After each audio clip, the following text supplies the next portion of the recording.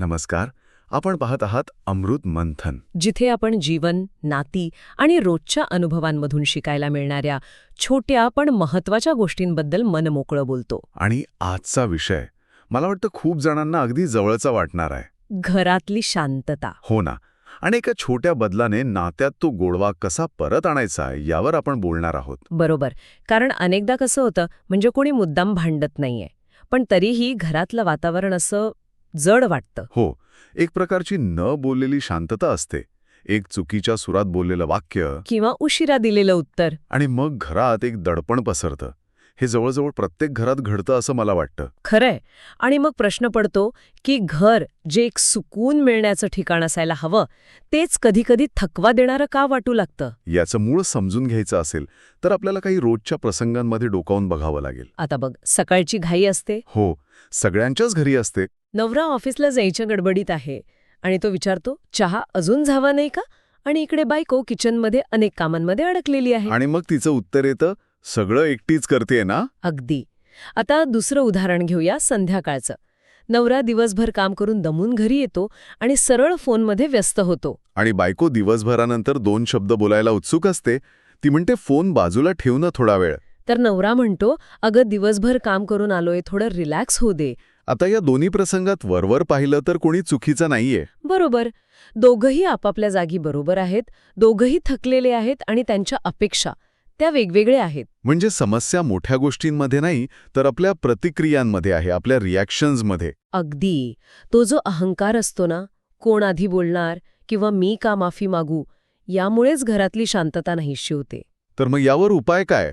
म्हणजे घरात शांतता आणण्यासाठी काही खूप मोठे बदल करायची गरज आहे का? हा अगदी साधा बदल पुरेसा आहे. तो म्हणजे आपली प्रतिक्रिया बदलणे. प्रतिक्रिया बदलणे म्हणजे नेमकं काय करायचं? एक सोपी गोष्ट, प्रतिक्रिया देण्यापूर्वीचा 2 सेकंदांचा विराम, म्हणजे पॉज. जेव्हा समोरहून एखादी न आवडणारी गोष्ट बोलली जाते, तेव्हा लगेच उत्तर देण्याऐवजी फक्त 2 सेकंद थांबायचं. फक्त 2 सेकंद? एवढ्याशा गोष्टींनी फरक पडतो? हो, खूप मोठा फरक पडतो. विचार कर, जर नवऱ्याने चिडून काहीतरी उत्तर दिलं, तर लगेच त्यावर चिडण्याऐवजी 2 सेकंद थांबून विचार केला की आज तो कदाचित ऑफिसमध्ये खूप थकला असेल. अच्छा. तर आपला सूर आपोआप सौम्य होतो.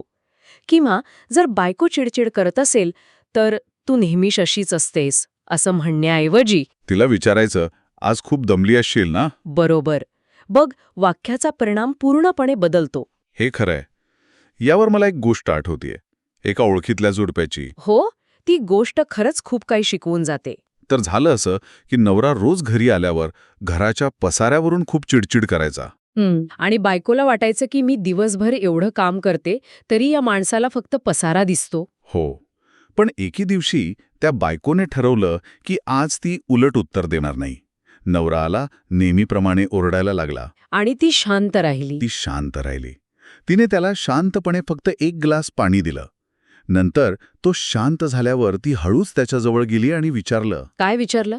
तिने विचारलं, आज ऑफिसमध्ये काही त्रास झाला का? अरे वा. आणि ते वाक्य ऐकून तो माणूस अक्षरशः रडायला लागला.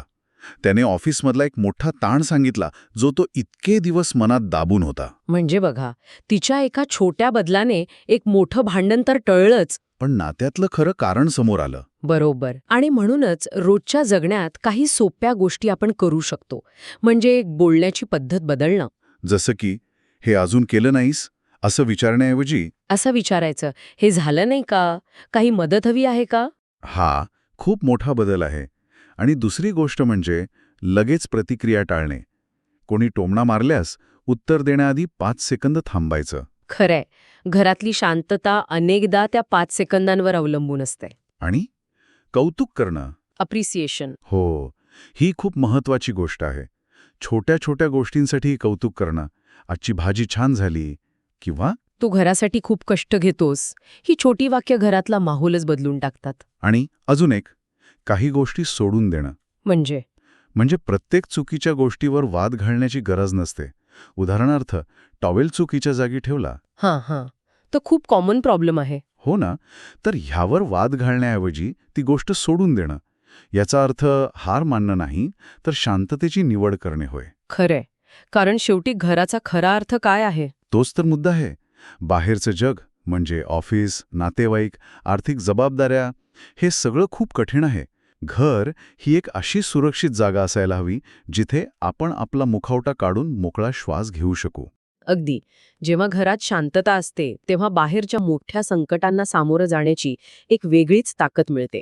आयुष्य खूप हलकं वाटतं. तर एकंदरीत लक्षात ठेवायला हवं की शांतता आपोआप मिळत नाही, ती जाणीवपूर्वक तयार करावी लागते. हो, आपला उद्देश भांडण जिंकण्याचा नसावा, तर नातं जपण्याचा असावा. आणि त्यासाठी एक छोटा बदल, शांत राहून समोरच्याला समजून घेण्याचा प्रयत्न करणे, हा घरातली हवा नक्कीच बदलू शकतो. जाता जाता सगळ्यांसाठी एक विचार. हो. घरी गेल्यावर एकदा स्वतःला विचारायला हवं, मी घरातली शांतता वाढवतोय की तणाव? खूप महत्वाचा प्रश्न आहे हा. व्हिडिओ आवडला तर लाईक करा, शेअर करा आणि अमृत मंथनला सबस्क्राईब करायला विसरू नका. अशाच मनाला भिडणाऱ्या गोष्टींसाठी अमृत मंथन सोबत जोडलेले रहा. धन्यवाद.